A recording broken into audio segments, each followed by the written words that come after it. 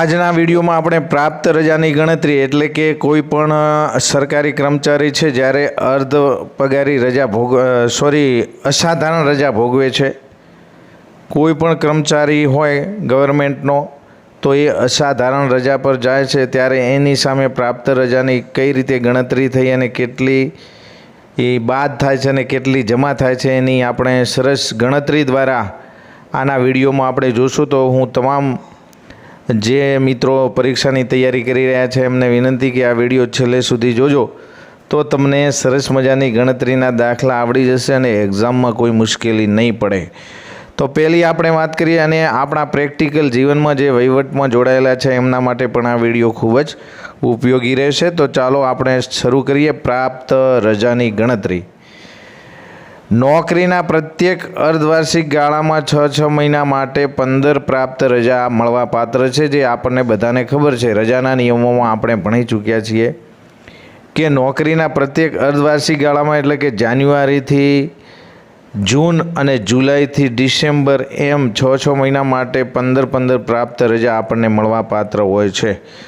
1 જાન્યુઆરી અને 1 જુલાઈ એટલે કે 6 અર્ધવાર્ષિક ગાળામાં 1 જાન્યુઆરી પહેલો મહિનો જાન્યુઆરી અને 1 જુલાઈ તો એ પહેલા મહિનામાં જ એડવાન્સમાં જમા કરી દેવામાં આવે છે જે તે કર્મચારી એમ્પ્લોયના એકાઉન્ટમાં એટલે કે ખાતામાં। નોકરીમાં કોઈ પણ વ્યક્તિની નિમણૂક માસના અધવચ્ચે કરવામાં આવી હોય તો પૂરા માસ માટે તેને 2.5 લેખે જમા રજા એના ખાતામાં જમા રજા કરવામાં આવે છે। પ્રાપ્ત રજાની વાત કરીએ છીએ આપણે કે જ્યારે કોઈ પણ કર્મચારી ધારો કે જાન્યુઆરીથી જૂન દરમિયાન વચ્ચેના અર્ધગાળામાં એટલે કે કોઈ માર્ચની 5મી તારીખે લાગ્યો તો એને અધવચ્ચે કહેવાય।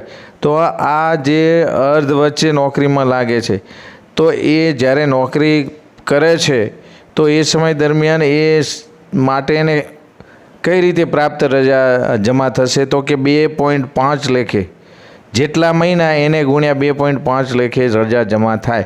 પણ મિત્રો મહત્ત્વની વાત એ છે કે જે મહિનામાં અધવચ્ચે જોડાય છે એ મહિનો આપણે ગણાતો નથી।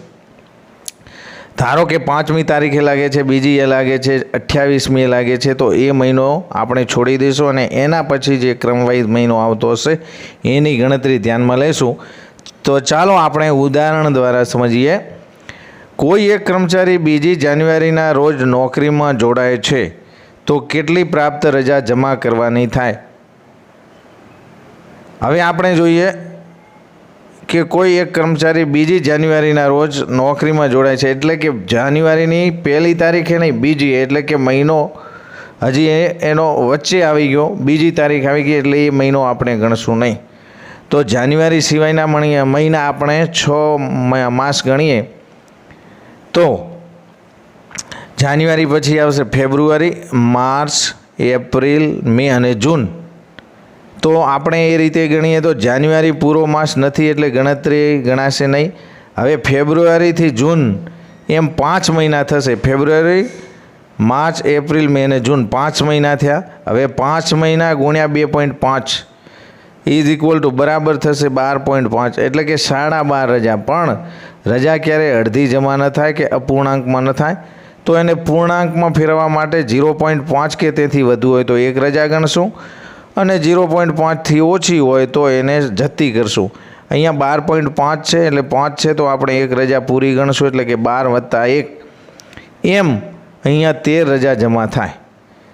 તો પ્રથમ અર્ધવાર્ષિક ગાળા માટે 5 માસની 13 પ્રાપ્ત રજા એના ખાતામાં જમા થઈ જશે। હવે એક બીજું એક્ઝામ્પલ આપણે જોઈએ તો કોઈ એક કર્મચારી 12મી મેના રોજ નવી નોકરીમાં જોડાય છે તો કેટલી પ્રાપ્ત રજા જમા કરવાની થાય। અહીં આપણે 12મી મે પછી આવશે જૂન, જુલાઈ, ઓગસ્ટ, 12મી મે છે ને, હા સોરી મે તો પછી જૂન સુધી જ આપણે ગણવાનું થશે એટલે કે 12મી મે જતી કરશું, અગાઉના મહિના નહીં અને મે મહિનો પણ નહીં એટલે મે પછી જૂન એક જ મહિનો આવે તો મે મહિનાની એક ગણતરી લેશું। તો અહીં 12મી મે ત્યાંથી મે મહિનો ગણાશે નહીં। હવે પ્રથમ 6 માસ જાન્યુઆરીથી જૂન માંથી જૂન માસ ગણાશે, તેથી 1 મહિનો જૂન ગુણ્યા 2.5 બરાબર 2.5, એટલે પૂરી 3 પ્રાપ્ત રજા જે તે કર્મચારીના ખાતામાં જમા કરવામાં આવશે. આ મેં મિત્રો જાતે ગણેલા એક્ઝામ્પલ છે. હવે આપણે નિયમ 46(ક) મુજબ કોઈ પણ કર્મચારી અસાધારણ રજાની જે મેં વાત કરી કે આ વિડીયોમાં આપણે કોઈ પણ કર્મચારી અસાધારણ રજા પર જાય છે તો અસાધારણ રજા એટલે મિત્રો એમાં બિલકુલ પગાર મળવા પાત્ર હોતો નથી, એને આપણે કપાત પગારી રજા પણ કહીએ છીએ. પણ આવી રજા પર કોઈ કર્મચારી જાય તો પ્રથમ 6 માસ અને પછીના 6 માસ એમ જેટલી અસાધારણ રજા ગુણ્યા 1/10 પ્રમાણે પ્રાપ્ત રજાઓ બાદ કરવાની થાય છે. તો આ સરસ નિયમ આપણે જોઈ લઈએ કે કોઈ પણ કર્મચારી અસાધારણ રજા ભોગવે છે તો તેણે ભોગવેલ અસાધારણ રજા 1/10 પ્રમાણે એટલે કે અર્ધવાર્ષિક ગાળામાં પ્રથમ 6 માસ અને પછીના 6 માસ એમ જે ગાળામાં હોય એ ગાળા મુજબ ગાળામાંથી બાદ કરવામાં આવશે અને પછીના અર્ધવાર્ષિક ગાળામાંથી બાદ કરી દેવામાં આવશે. જે અર્ધવાર્ષિક ગાળામાં ગયો હોય, દાખલા કે જાન્યુઆરીથી જૂન દરમિયાન ગયા હોય તો એની અસાધારણ રજાની ગણતરી કરી અને પ્રાપ્ત રજામાં ફેરવીને પછીના જે 6 મહિના છે એમાંથી એટલી પ્રાપ્ત રજા બાદ કરાશે. આનું આપણે એક્ઝામ્પલ જોઈએ. પહેલું આપણે વાંચી લઈએ કે કોઈ પણ કર્મચારી અસાધારણ રજા ભોગવે તો તેણે ભોગવેલ અસાધારણ રજા 1/10 પ્રમાણે એટલે કે અર્ધવાર્ષિક ગાળામાંથી બાદ કરવામાં આવશે. એટલે કે એ પછીના અર્ધવાર્ષિક ગાળામાં એટલે કે પ્રથમ અર્ધવાર્ષિક ગાળા દરમિયાન 15 પ્રાપ્ત રજા જમા થાય અને બીજા અર્ધવાર્ષિક ગાળા માટે પણ 15 રજા પ્રાપ્ત થાય. જે અર્ધવાર્ષિક ગાળામાંથી અસાધારણ રજા ભોગવી હશે તેને 1/10 લેખે 15માંથી બાદ કરશું, એટલે કે પછીના માસમાંથી 15 લેખે બાદ કરશું. ગણતરી માટે પહેલા 6 મહિના લેશું. તો આપણે એક્ઝામ્પલ દ્વારા સમજીએ, એકદમ સરળ છે. ઉદાહરણ જોઈએ તો ધારો કે કોઈ એક કર્મચારી જાન્યુઆરીથી જૂન દરમિયાન 30 અસાધારણ રજા ભોગવે છે. મહિના કયા છે? જાન્યુઆરીથી જૂન, એટલે પ્રથમ અર્ધવાર્ષિક ગાળો છે. તો તેના ખાતે બીજા અર્ધવાર્ષિક ગાળામાં કેટલી પ્રાપ્ત રજા થાય? તો જ્યારે મિત્રો અસાધારણ રજાની વાત આવે એટલે જેટલી રજા ભોગવી હોય એને ગુણ્યા 1/10 કરશું. તો જવાબ આપણે જોઈએ તો અસાધારણ રજા બાદ કરીએ તો 30 રજા ભોગવી છે, અસાધારણ રજા છે, ગુણ્યા 1/10 બરાબર મીંડું જાય એટલે કે 3 ગુણ્યા 1 બરાબર 3 પ્રાપ્ત રજા બાદ કરવાની. પણ આ પ્રાપ્ત જે 3 રજા છે એને આપણે જાન્યુઆરીથી જૂન દરમિયાન બાદ નહીં કરીએ, કેમ કે જાન્યુઆરીમાં એડવાન્સમાં પ્રાપ્ત રજા 15 જમા થઈ ગઈ હશે, એમાંથી બાદ થાય નહીં. એના પછીના 6 અર્ધવાર્ષિક ગાળામાં એટલે કે જુલાઈથી ડિસેમ્બરમાંથી આપણે આ 15 જે પ્રાપ્ત રજા મળે છે એટલે કે આથી 15માંથી -3 કરી દઈશું બરાબર 12 પ્રાપ્ત રજા એક કર્મચારીના ખાતે જમા કરવાની થાય. આથી હવે પછીના અર્ધવાર્ષિક ગાળો જુલાઈથી ડિસેમ્બરમાં 15 પ્રાપ્ત રજા જમા ન કરતા 12 પ્રાપ્ત રજા જમા કરવાની થાય છે. નોંધ મિત્રો યાદ રાખવાની કે જે અર્ધવાર્ષિક ગાળામાં અર્ધવાર્ષિક રજા ભોગવી હોય એટલે કે અહીંયા અર્ધવાર્ષિક નહીં, જે અર્ધવાર્ષિક ગાળામાં અસાધારણ રજા ભોગવી હોય તેના પછીના અર્ધવાર્ષિક ગાળામાંથી તેવી પ્રાપ્ત રજા અસાધારણ રજાની ગણતરી કરતાં જે પ્રાપ્ત રજા કાપવાની થાય એ પછીના અર્ધવાર્ષિક ગાળામાંથી માઇનસ કરવાની થાય છે. પણ વધુમાં વધુ આપણે 15 રજા બાદ કરી શકીએ છીએ. એનાથી વધારે અધિકતમ 15 દિવસને આધીન પછીના અર્ધવાર્ષિક ગાળામાંથી અસાધારણ રજાની ગણતરી મુજબ પ્રાપ્ત રજા બાદ કરવાની થાય. હવે આપણે એનું એક ઉદાહરણ પણ જોઈ લઈએ કે ધારો કે એક કર્મચારી જાન્યુઆરીથી જૂન એટલે કે પ્રથમ અર્ધવાર્ષિક ગાળા દરમિયાન 160 દિવસની અસાધારણ રજા પર જાય તો પછીના અર્ધવાર્ષિક ગાળા માટે કેટલી પ્રાપ્ત રજા જમા કરવી કે બાદ કરવી, શું કરવાનું થશે? તો મિત્રો ઘણીવાર તમને એક્ઝામમાં આ રીતે ન પૂછે અને ઘણીવાર પૂછી લેતા હોય કે કોઈ એક કર્મચારી જાન્યુઆરી માસથી વર્ષ આપી દે. ધારો કે વર્ષ 2003ના જાન્યુઆરી માસથી 160ની અસાધારણ રજા પર જાય છે, તો તેના હિસાબમાં 2003 દરમિયાન કેટલી પ્રાપ્ત રજા જમા થશે? આ રીતે પણ પ્રશ્ન સીધી રીતે પૂછી શકે. આટલો ડિટેલમાં રકમ ન લખે તો આપણે સમજવાનું છે કે અસાધારણ રજા જેટલી ભોગવી હોય એને ગુણ્યા 1/10 કરવાના.